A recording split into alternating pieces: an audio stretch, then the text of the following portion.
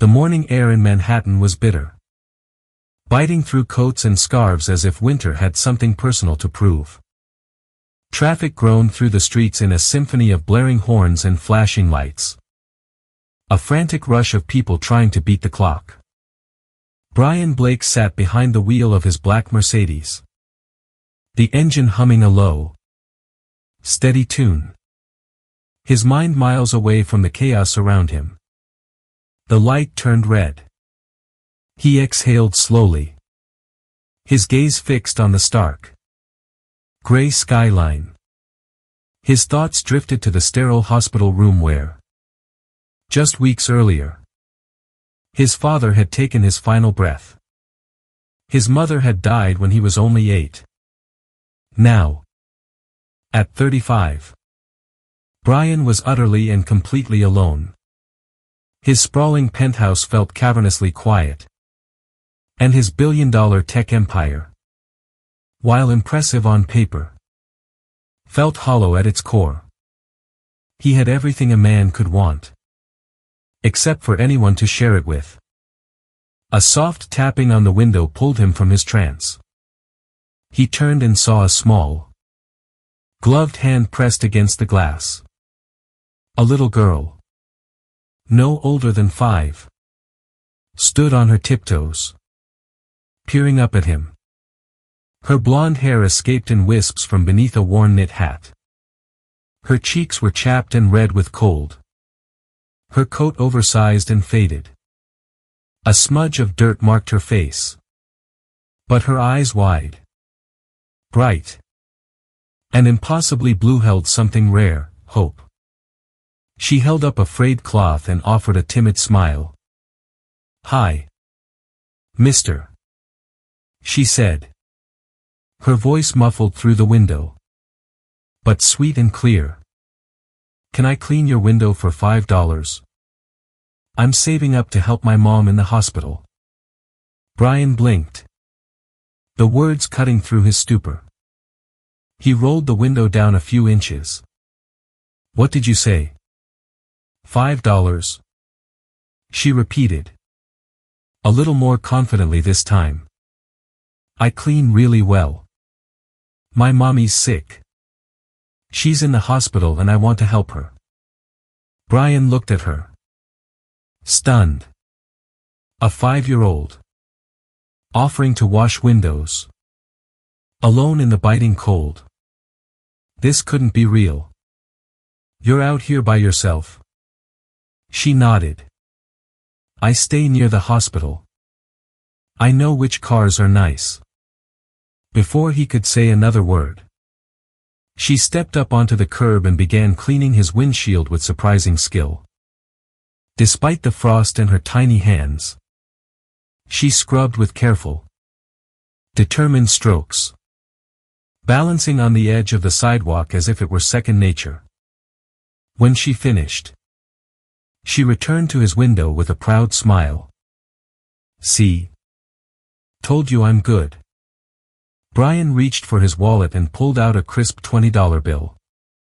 Her eyes widened. "No. I said 5. That's too much."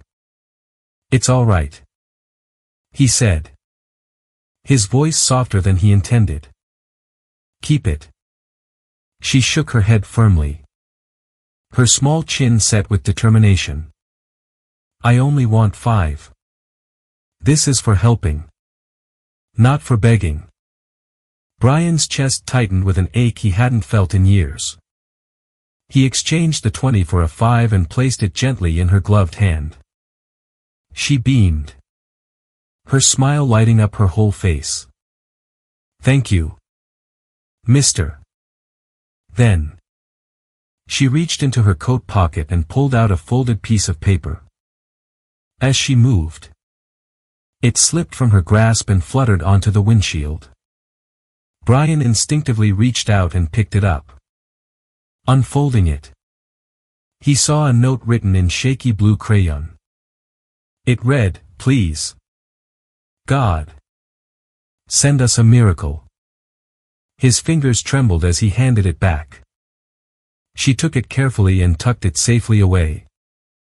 Without a hint of shame. "What's your name?" he asked. His voice barely a whisper. "Lily." "What's yours?" "Brian." She nodded thoughtfully. "That's a nice name. My mom says names have meanings. I think yours means, quiet heart." Brian said nothing. He wasn't used to moments like this, so simple. So raw. So unfiltered. The light turned green. Horns blared impatiently behind him. Lily stepped back onto the sidewalk and waved. Then, leaning toward the window one last time, she whispered, "My mom always says there's a guardian angel watching over each of us. I think you might be mine." And with that, she turned and ran, vanishing into the sea of people heading toward the hospital. Brian remained perfectly still, even as traffic surged around him. For the first time in a very long time, he didn't feel so alone. He felt seen. And somewhere deep inside, a question stirred quietly to life: what if she was right? What if he was someone's miracle? Brian Blake sat in his corner office on the 42nd floor, staring blankly at the Manhattan skyline through the floor-to-ceiling glass wall. The usual buzz of meetings, ringing phones, and clicking keyboards had faded into a dull, distant hum. For the first time in his professional life, he couldn't focus. Lily's voice echoed in his mind, clear, sincere, unforgettable. "I think you might be my angel." He leaned back in his leather chair and rubbed his temples. Angels. He hadn't believed in angels.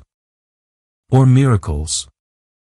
Since the day his mother died waiting for a kidney that never came. He was just 8. Too young to fully grasp the complexities of organ donation. But old enough to forever remember the way she looked at him with tired, loving eyes and whispered, "I'm so sorry I can't stay." There was no miracle. No divine rescue, just a profound and permanent loss. It was the moment Brian stopped trusting in the universe and started building a world he could control. A fortress of money, power, and outcomes he could engineer. His success was calculated. His solitude, a choice. And yet, that morning, a little girl with dirt-smudged cheeks, a $5 offer, and eyes full of impossible hope had unsettled all of it. He picked up the phone and buzzed his assistant. "Andrea," he said, his voice firm but quiet.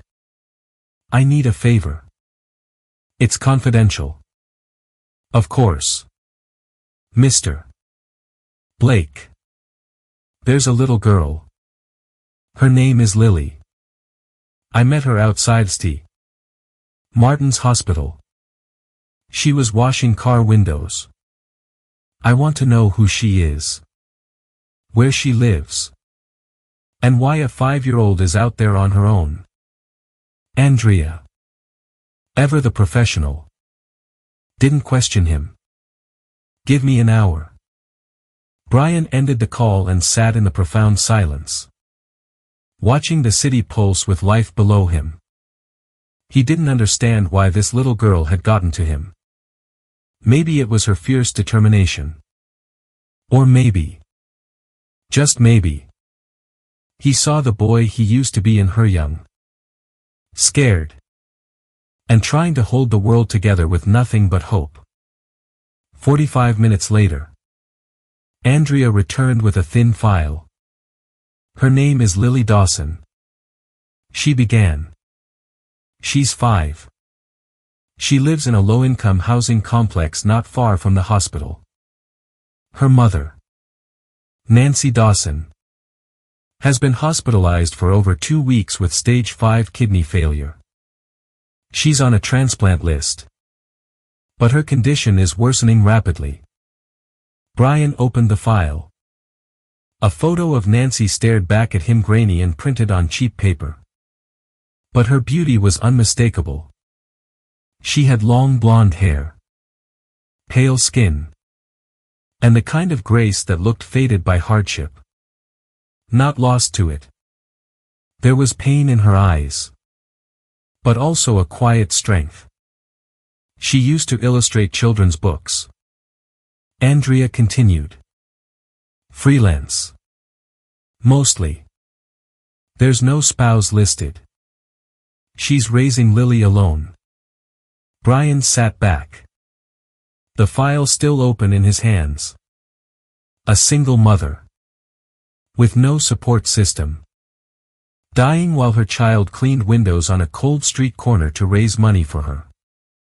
Thank you, Andrea, he said quietly. That night, sleep wouldn't come. He lay in his vast, empty penthouse, listening to the city's distant hum, trying to reason with himself. He had no obligation to help. He had done his part. Given the girl a few dollars. He had survived his own tragedy. Built an empire from nothing. But Lily's face wouldn't leave him. And her words echoed in the silence, I think you might be mine. By morning, the decision was made. He called St. Martin's and anonymously paid off all of Nancy's outstanding medical bills. Then, ditching his suit and chauffeur, he dressed in jeans and a simple coat, caught a ride share, and walked through the hospital doors like any other visitor.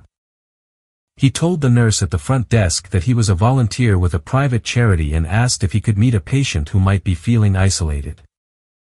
She smiled kindly and led him down a quiet hallway to room 207. The woman in the bed looked thinner and more fragile than her photo. Her cheeks were sunken. Her skin pale against the crisp white sheets. A sketch pad rested on her lap. And despite the noticeable tremor in her hands, she was drawing a little fox and a girl in a scarf standing beneath a snowy tree. Brian stood at the doorway, unmoving, his heart thudding against his ribs. He didn't know what would happen next. He only knew that something inside him had fundamentally shifted. And he could no longer pretend it hadn't. Brian stepped into the hospital room quietly, careful not to disturb the stillness. The woman in the bed didn't notice him at first. Her focus was entirely on the sketch pad. Her fingers moving with a delicate care that defied the tremor in her hands. She was sketching a butterfly. And even with its unsteady lines, the image seemed to dance with hope. The wings stretched wide, poised to lift off the page, fragile, but free. He stood silently for a moment, simply watching her. Then he cleared his throat gently. Nancy looked up, startled. Her eyes, a pale, weary green, met his. Oh. I'm sorry, she said, trying to sit up straighter. I didn't hear anyone come in. It's all right, Brian replied, stepping further into the room. I'm Nathan. I volunteer with a program that visits patients who are also artists. I heard you used to illustrate children's books. A small, genuine smile touched her lips. Used to. I still try. When my hands cooperate. I saw your butterfly, he said, nodding at her pad. It's beautiful. She laughed. The sound soft but real. You've only seen half a wing. Even half a wing is enough to feel the life in it. Nancy looked down at her sketch. Then back at him. Her gaze thoughtful. Drawing helps. It helps me feel like I'm somewhere else. Not here. Not sick. Just in the story. Brian nodded. I know that feeling. There was a comfortable pause, filled with a quiet, unspoken understanding. She set the sketch pad aside. Nathan. Right? He nodded again. I appreciate the visit. But if you're here to offer some kind of charity, I don't take handouts. I've had offers. And I know they come from a good place. But I'd rather earn what I can. I still feel like I have something left to give. Brian watched her, deeply moved by her quiet strength and dignity. I'm not here to give anything away. Maybe just to listen. Or maybe to buy a drawing. If you're selling. Nancy tilted her head, her eyes narrowing playfully. You want to buy a sketch from a stranger in a hospital bed? I want something real for my office. Brian replied honestly. I'm surrounded by a lot of polished, perfect things. Your work. It feels honest. It slows things down. She studied him again, her gaze gentle but discerning. Then she smiled. You're a strange one, Nathan. But I like strange. What followed surprised them both, a deep, natural conversation that stretched for over an hour. Nancy spoke about Lily, her voice soft but filled with a mother's pride. She described her daughter as a little girl who was wise beyond her years, who noticed everything and believed in invisible things. She told me last week, Nancy said with a fond smile, that a guardian angel was coming. I thought she meant a kind nurse or a generous neighbor. But Lily insisted. No. Mommy. It'll be someone you won't expect. But I'll know him when I see him. Brian's heart stilled. He remembered Lily's voice from that morning, I think you might be mine. Nancy reached for a worn leather folder beside her bed. If you really want something for your office, I have a few finished pieces in here. I was going to try and post them online, but I just haven't had the energy.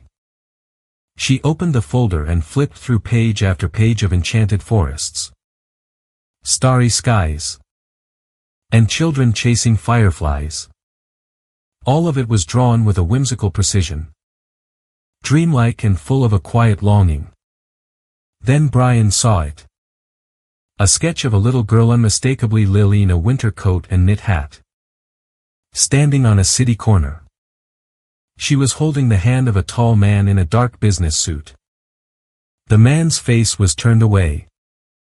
But the posture, the silver watch on his wrist, the way his shoulders curved protectively toward her. It was him. Brian froze.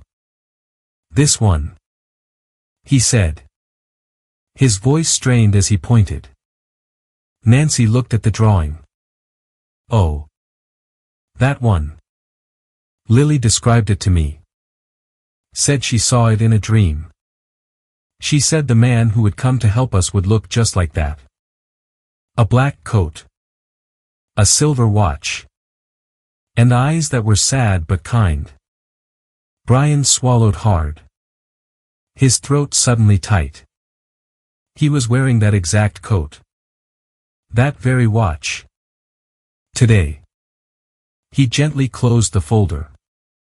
May I keep this one? Nancy hesitated for only a second. Then smiled.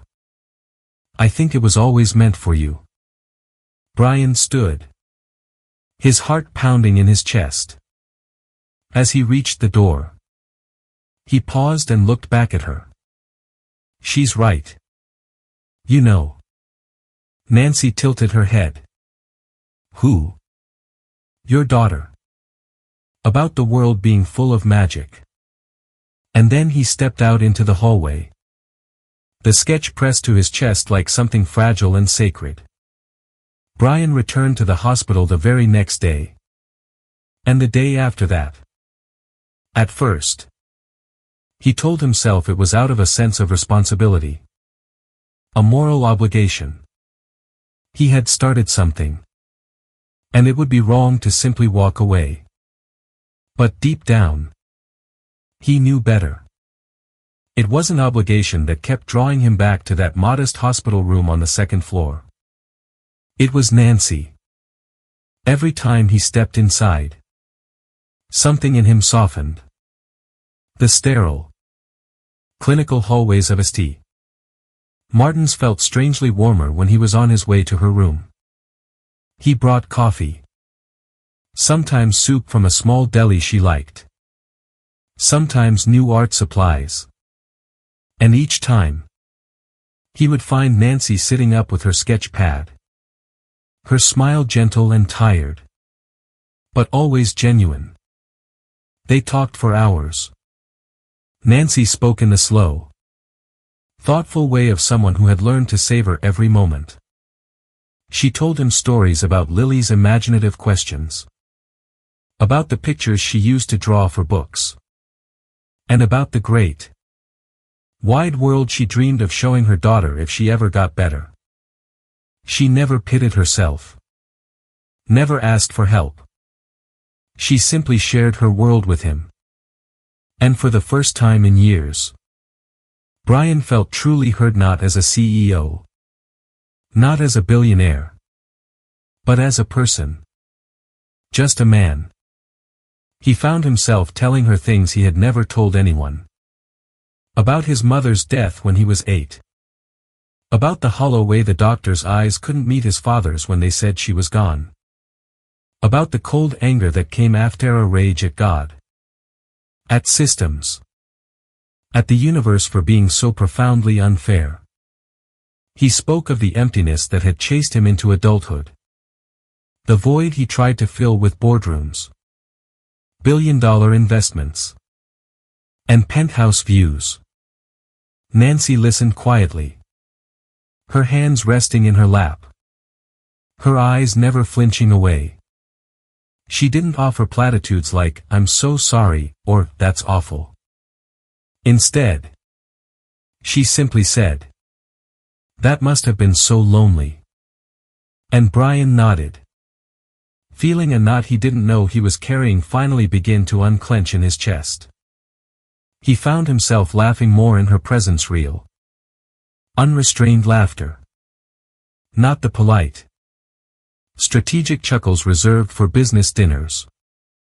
Nancy had a dry, clever sense of humor that slipped into their conversations like sunlight through curtains. She teased him about his complete lack of artistic talent, calling him a little boy trapped in a grown-up's expensive suit.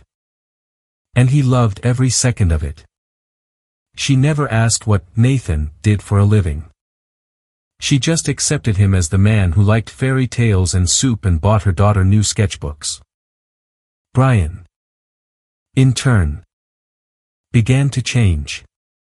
Without even noticing at first.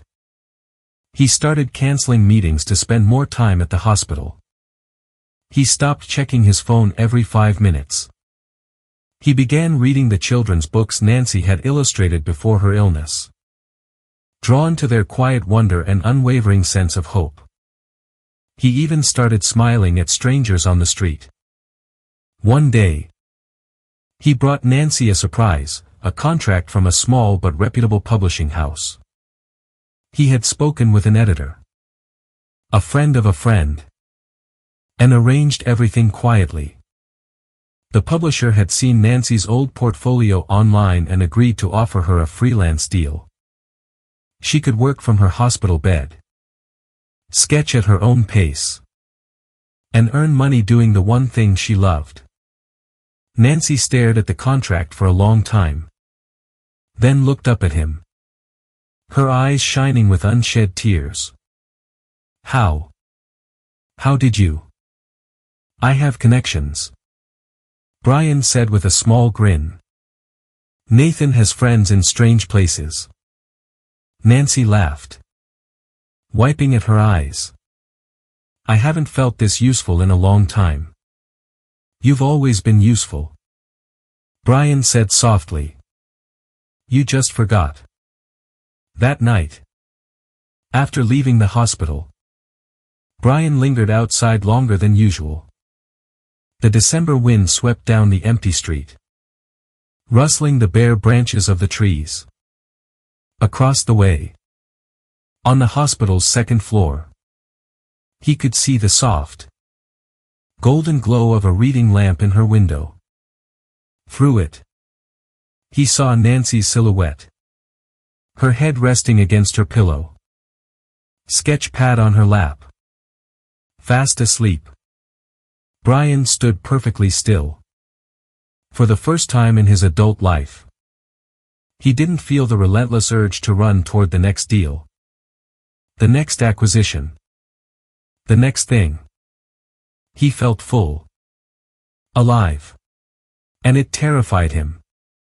He leaned against a cold street lamp, his hands buried deep in his coat pockets, and looked up at the stars, rare and faint above the city's glare. Then he looked back at her window, that single square of light in a dark world, and whispered to himself, how is it that someone who's dying can make me feel more alive than I've ever been? The air inside St.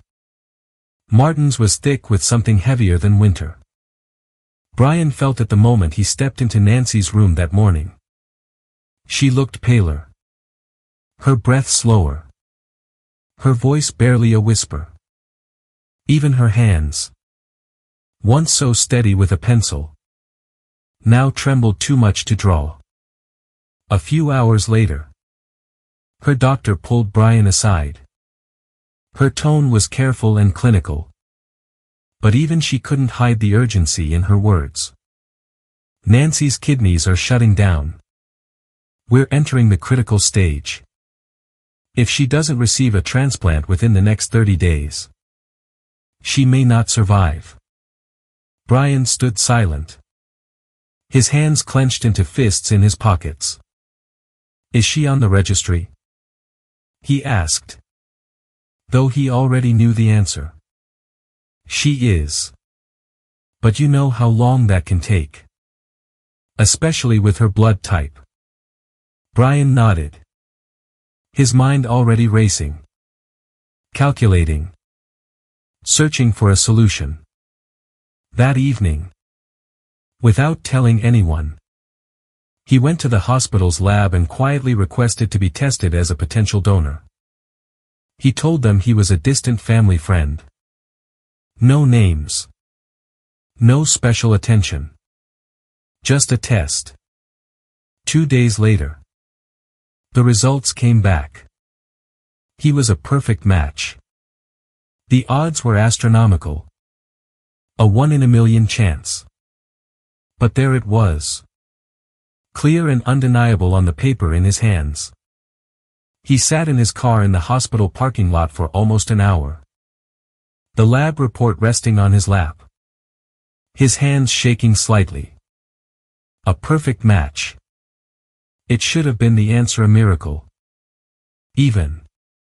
But it came with a price.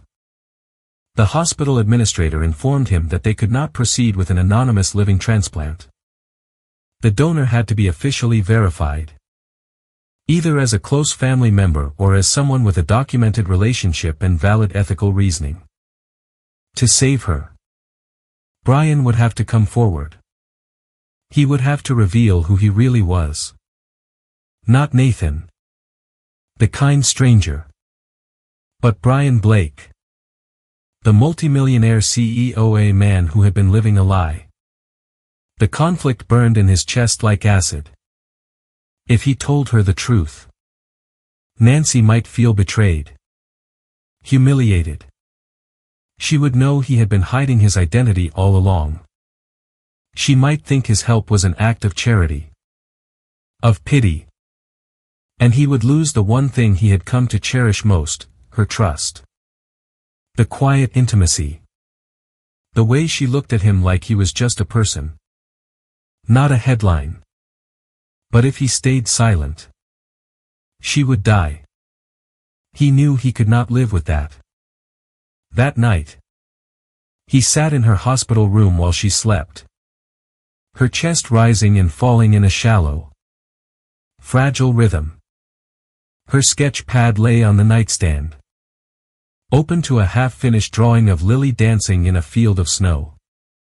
Brian picked up a pen and, turning to a clean page, began to write. He wrote slowly, carefully, letting the words come from the deepest, most honest part of him. Dear Nancy, my name is not Nathan. My real name is Brian Blake. Maybe you've heard of me. I'm the CEO of Blake Systems. I didn't come to you as a businessman or a billionaire. I came to you because I was lost. And I needed something real. And then I met you. I watched the way you live. Even while you are dying. The way you still see beauty. The way you still choose hope. You reminded me what it felt like to be human again. I never meant to lie to you. I just didn't want the world you live in your world to change because of who I am. But now, I can't stay silent. I got tested. I'm a match. Nancy. I can give you my kidney. Not because you need saving. But because, in so many ways, you saved me first. Let this be the miracle Lily was waiting for. And if, after this, you never want to see me again, I will understand. But I had to try. Brian. He folded the note gently and slid it between the pages of her sketchbook. The next morning, he stood outside the operating room, dressed in a thin hospital gown, his heart racing beneath the sterile white layers. There were no cameras, no entourage, just him and his choice. As they wheeled him in, he closed his eyes and whispered into the quiet. If miracles are real, just give her a life worth living. She doesn't ever have to know it was me. The world came back to Nancy in pieces, slow, soft, and blurry. The rhythmic beeping of machines. The muted murmur of nurses. A steady warmth at her side. She blinked against the harsh hospital lights. Her body heavy. Her throat dry. A dull, distant pain lingered in her abdomen. Like something happening to someone else far away. She turned her head and saw Lily, curled up on the couch by the window, fast asleep under a hospital blanket and clutching a stuffed rabbit. Then came the voice of her doctor. Gentle and calm. You're awake. That's a very good sign. Nancy tried to speak, but her lips barely moved. The doctor smiled kindly. The transplant went perfectly. You have a long road of recovery ahead. But your body is responding beautifully. Nancy's brows furrowed weakly. Her voice was a dry rasp when she finally asked. Who was the donor? The doctor glanced down at her chart. Your donor asked to remain anonymous at first. But for legal reasons, we had to list them. The donor was a Mr. Brian Blake. The name barely registered at first. Then the doctor added. The CEO of Blake Systems. It appears you knew him by another name. Nathan. Nancy's breath caught in her throat. She stared at the ceiling as the realization washed over her. Tidal and deep. Her heart pounded as fragments of their conversations came rushing back, his careful deflections about his life. The way he always asked about her but said so little about himself. the warmth in his eyes that somehow never matched the humility of his words. Nathan was Brian Blake. The billionaire Brian Blake had given her his kidney. The doctor left her alone with her thoughts. And for a long time, she lay in stunned silence. Then, she turned her head and saw her sketchbook resting on the tray beside her bed. With trembling fingers, she opened it. Her breath hitched. There, tucked between the pages, was a letter.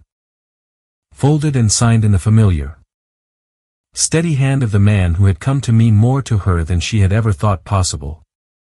She read every word. And by the end, she was crying silently.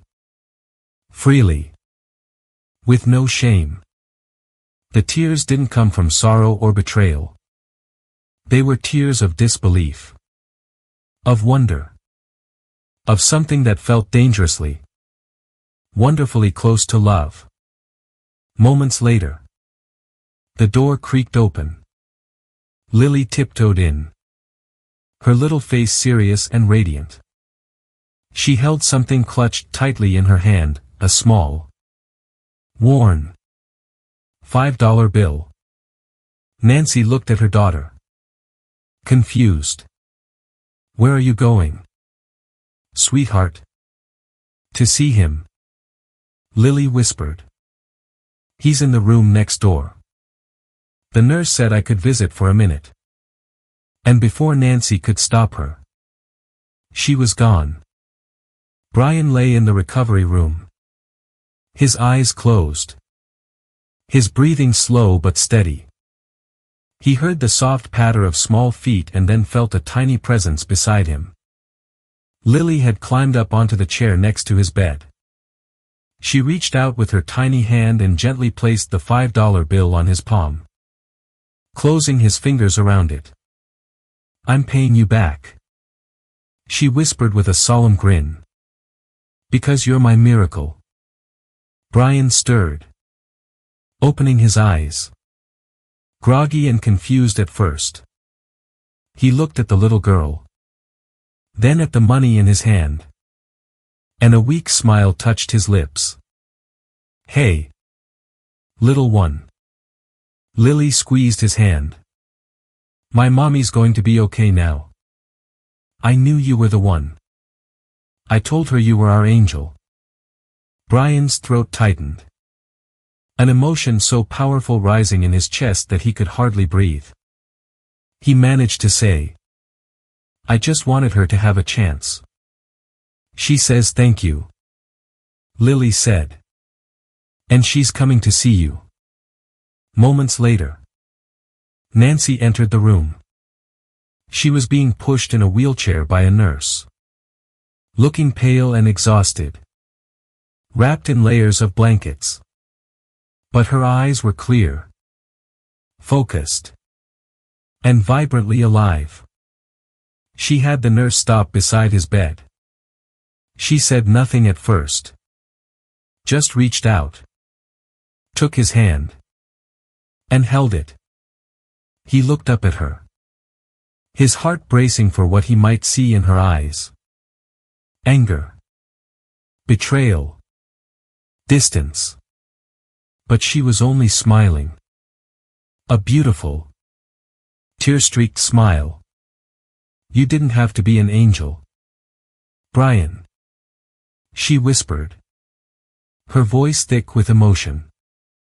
You just had to be you. He closed his eyes. And for the first time in his life, felt completely, profoundly at peace. The weeks that followed the surgery passed in a kind of soft focus calm. Brian healed faster than the doctors expected. Motivated by something far more powerful than painkillers or prescribed rest. He was motivated by a future he never imagined he would want. The media, of course, caught wind of what had happened. Rumors spread like wildfire. The reclusive CEO of Blake Systems had undergone major surgery. Had quietly left his own company. had been seen visiting a small city hospital for weeks. News vans camped outside his apartment building. Requests for interviews flooded his inbox. But Brian said nothing. He released a single, brief statement thanking his team and announcing his resignation as CEO. Effective immediately. He named his trusted friend and longtime partner as his successor, stating only, "It is time for me to live differently now." Then, he disappeared from public life. No press conferences. No grand goodbye tour. Just silence. He sold his penthouse and moved into a quiet house in the suburbs. One nestled near a park with a swing set and a garden that caught the morning sunlight just right. The home was modest by his former standards. But it was perfect. Because it was not just his, it was theirs. Nancy's recovery was slow but steady. Her color returned. Her energy grew. And most of all, her spirit flourished. Every day she seemed more vibrantly alive than the one before. She laughed more. She sang while making breakfast. She and Lily painted murals on the garage walls and danced in the kitchen to old songs on the radio. Nancy had once believed she only had months left to live. Now, she had a lifetime. And she wasn't wasting a single moment.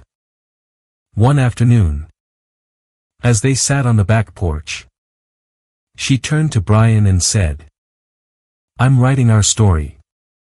Not just mine, but ours." He smiled. "Are you going to make me the villain for lying?" "No," she said, her hand finding his. "You're the chapter where everything changed for the better." Lily thrived in her new world. She ran barefoot through the backyard grass, collected bugs in a jar, read stories aloud to her mother, and insisted on calling Brian Dad, even before he was quite ready to accept the title himself. "You don't have to say yes now," Lily had told him one night as he tucked her into bed. "But you will. Because families don't need to match. They just need to love." Brian had barely made it out of the room before the tears came. He had never known a love so simple, so profound, so healing. He had spent years believing success was measured in stock prices, in acquisitions, in accolades. Now, he knew success was the smell of pancakes on a Sunday morning. It was the weight of Lily, fast asleep with a book on her chest. It was the sound of Nancy's laughter echoing down the hallway. There was no boardroom, no headline in the world that could ever rival this. In that quiet peace, Brian found himself again, not the man he had been, but the man he was always meant to become. Not a CEO, not a savior, just a father, a partner, and a man who, once again, believed. 1 year later, on a snowy Christmas Eve, the Blake Dawson family stood by the frozen lake behind their home. Inside, a fire crackled in the hearth and a tree twinkled with lights. But the real magic was out here, under the stars. Nancy carried a basket of paper lanterns. Brian carefully lit each one, the small flame reflecting in his eyes.